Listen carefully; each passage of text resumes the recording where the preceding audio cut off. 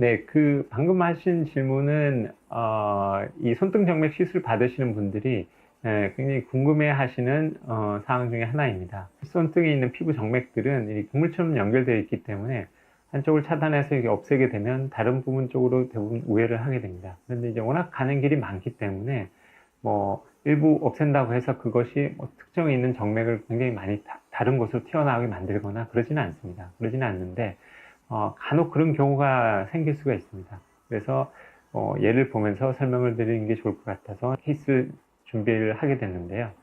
이분은 이제 약 60세 정도 되는 여성분입니다. 손등에 혈관이 튀어나온 것 때문에 매우 컴플렉스를 가지고 있다가 시술을 받고 만족하시는 환자분인데요. 이분의 케이스에 있어서 그 적외선 카메라로 보는 혈관의 상태와 육안으로 보는 혈관의 상태를 비교하면서 설명을 드리도록 하겠습니다. 지금 보시면 이제 오른쪽 같은 경우는 혈관들이 이렇게 튀어나와 있죠. 이렇게 집게손가락 쪽에 있는 혈관도 이렇게 가고 있고요. 그 다음에 중간에 있는 정맥도 이렇게 튀어나오고 있습니다. 그리고 네 번째와 다섯 번째 손가락 쪽에 있는 혈관들도 이렇게 많이 나와 있습니다. 그런데 이제 왼쪽을 보시게 되면 왼쪽 손은 주로 이제 가운데 있는 쪽에 굉장히 혈관들이 많이, 굵은 혈관들이 튀어나와 있는 것이 눈에 많이 띄고 있는 상황입니다.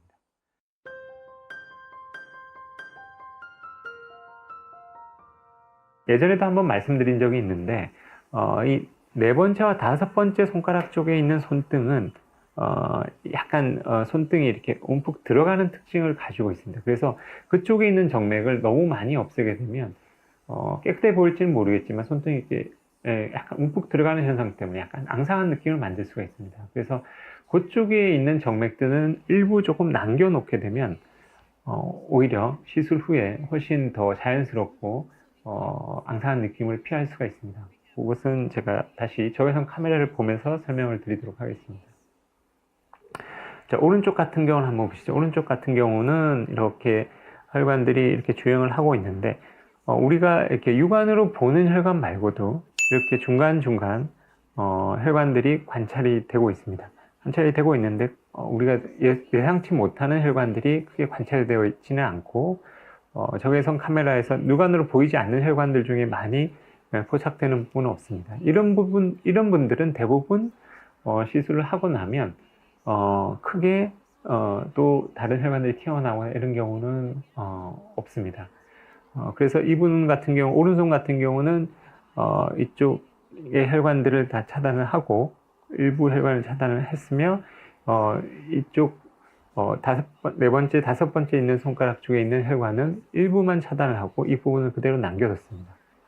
왼쪽 같은 경우는 지금 보시면 가운데 혈관이 굉장히 많이 튀어나오고 있고, 이렇게 혈관들이 이제 튀어나오는 거 관찰이 되는데, 적외선 카메라로 보면 이 부위 말고요, 이쪽 편에서 보면 가느다란 혈관들이 몇 군데 관찰이 되고 있습니다.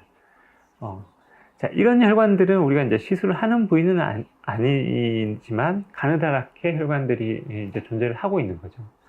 우리가 이제 차단술을 시행했을 때 이런 부위 혈관들은 간혹 이제 혈관들이 나중에 올라올 수가 있습니다. 근데 대부분은 올라오지 않기 때문에 굳이 이렇게 보이지 않는 상황에서 혈관을 처리할 필요가 없고요.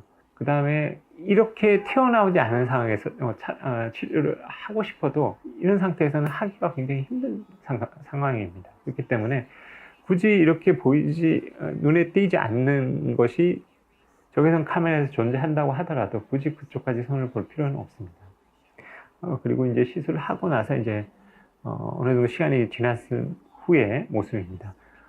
이렇게 이제 두 손이 어느 정도 깨끗해져 있는데요.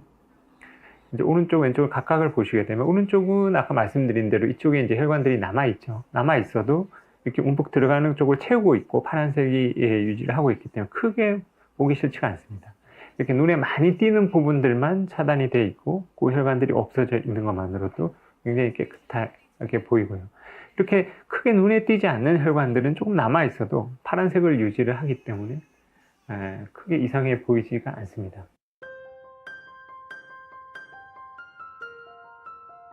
그냥 자연스럽게 파란색을 유지를 하는 거죠.